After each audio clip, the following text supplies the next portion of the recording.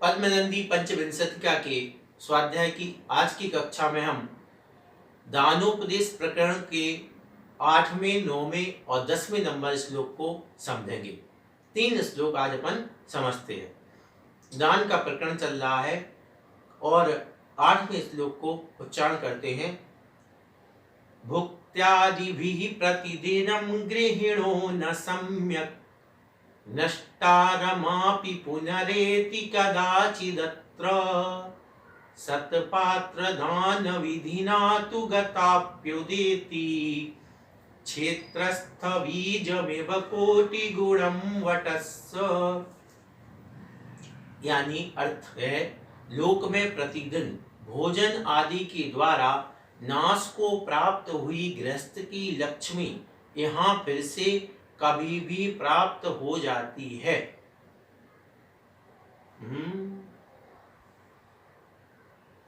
यहाँ अर्थ में गड़बड़ हो गया है। यहाँ ना का अर्थ नहीं लिया गया।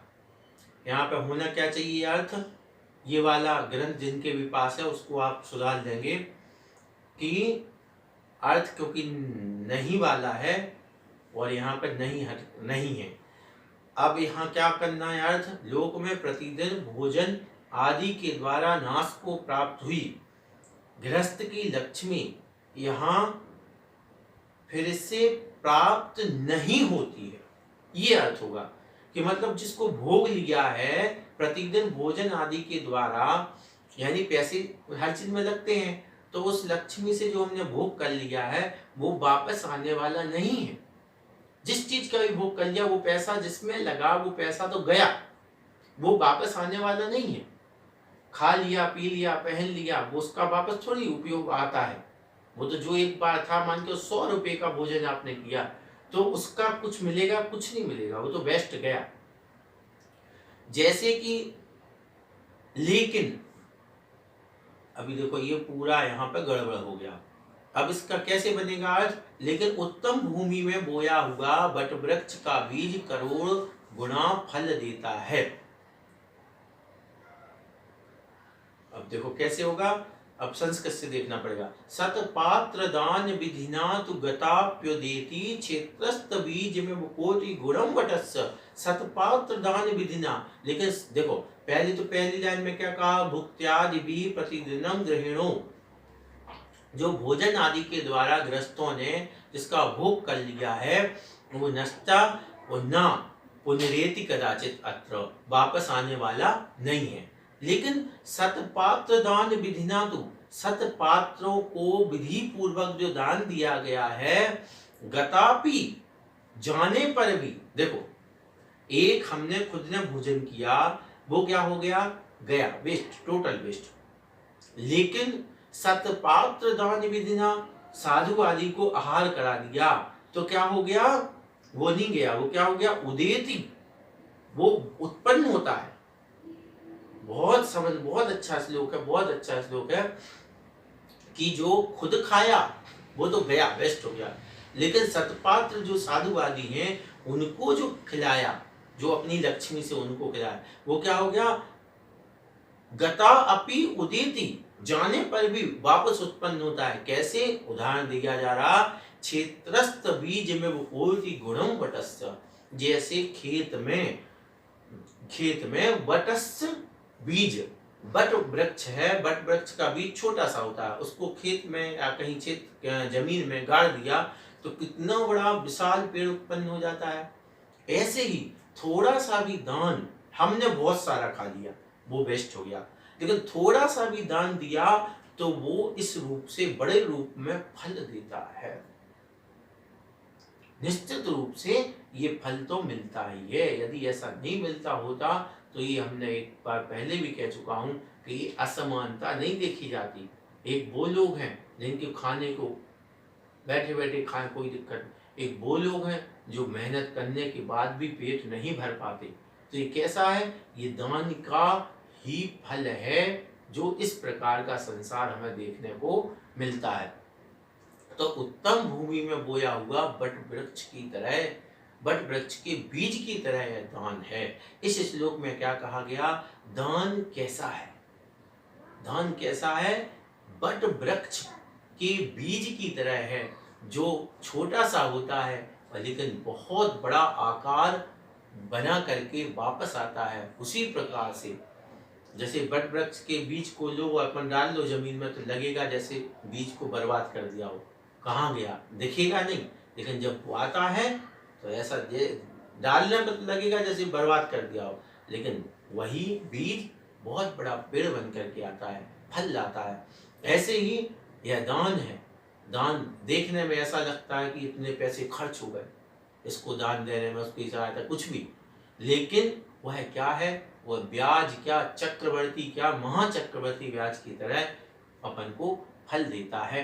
इस श्लोक में ऐसी कोई विशेष बात नहीं है, एक अपन के स्वयं के कल्याण का उपदेश है कि वही शिक्षा दी गई है कि यह दान बेकार नहीं जाता। इसका सार इतना ही है कि दान बेकार नहीं जाता है। खाया पिया स्वयं का भोग किया हुआ लक्ष्मी जो है वो तो बेकार चली गई, लेकिन जो सत्पात्र आदि को विधि पूर्वक दान दिया है वह बट वृक्ष के बीज की तरह फल देने वाला होता है।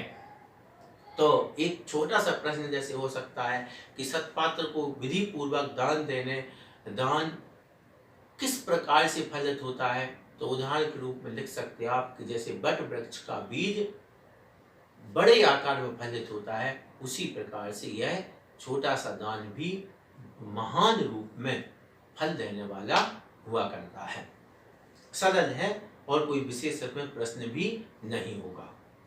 अब इसके बाद अगला 9वां नंबर श्लोक अपन देखते हैं। यो दत्तवानिह मुमुक्षु जनाय भुक्तिम भक्त्याश्रिताः शिवपथेन धृताः स एव आत्मापि तेन विदधत् सुरसत्मनूनो मुच्चहि पदं व्रजति तत्सहितोऽपि शिल्पी। अर्थ है, जिस श्रावक ने यहाँ मोक्षाभिलाषी मुनि के लिए भक्ति पूर्वक आहार दिया है, उसने केवल उस मुनि के लिए ही मोक्ष मार्ग में प्रवृत्त नहीं किया है, बल्कि अपने आप को भी उसने मोक्ष मार्ग में लगा दिया है। ठीक ही है, देवालय को बनाने वाला कारीगर भी निश्चय से उस देवालय के साथ ही ऊंचे स्थान को चला जाता है। तो इतनी अच्छी बात कही जा रही है कि जिसने भक्ति पूर्वक मुनि महाराज को दान दिया, आहार दान आदि दिया है, उसने इतने ही नहीं किया, मुनि के लिए मोक्ष मार्ग में नहीं लगाया है, क्योंकि अपन पहले भी समझ चुके हैं कि मुनि का मोक्ष मार्ग श्रावक के अन्न आहार दान पर आश्रित है। तो मुनि महाराज तो मोक्ष मार्ग में लगे ही हैं, लगाया ही है, इसको नकारा नहीं जा रहा है। आचार्य कह रहे हैं उसने केवल मुनि को मोक्ष मार्ग पर नहीं लगाया है, और क्या किया है, वह स्वयं भी क्या हो गया है, खुद को भी मोक्ष मार्ग में लगा लिया है। ठीक ही कहा है। कैसे, उदाहरण क्या दिया है, जैसे कोई मंदिर, देवालय यानी मंदिर बना रहा है, तो अब जैसे नींव से वह चलता है, तो धीरे धीरे जैसे जैसे मंदिर की ऊंचाई बढ़ती जाएगी तो वो भी तो साथ में ऊंचा होता जाता है। शिखर जब बनता है तो वो कितने ऊपर ऊंचाई पर होता है, बनाने वाला जो भी मिस्त्री है। तो यही बात है कि जो जैसे मंदिर बनाने वाला अकेला मंदिर नहीं बनाता है, जब मंदिर बनता है तो उसकी भी ऊंचाई बढ़ती जाती है। इसी प्रकार से जिसने मुनि को, सत्पात्र को दान दिया है, उसने मात्र उनको मोक्ष मार्ग में नहीं लगाया है, स्वयं को भी मोक्ष मार्ग में लगा लिया है। इसका भाव क्या है?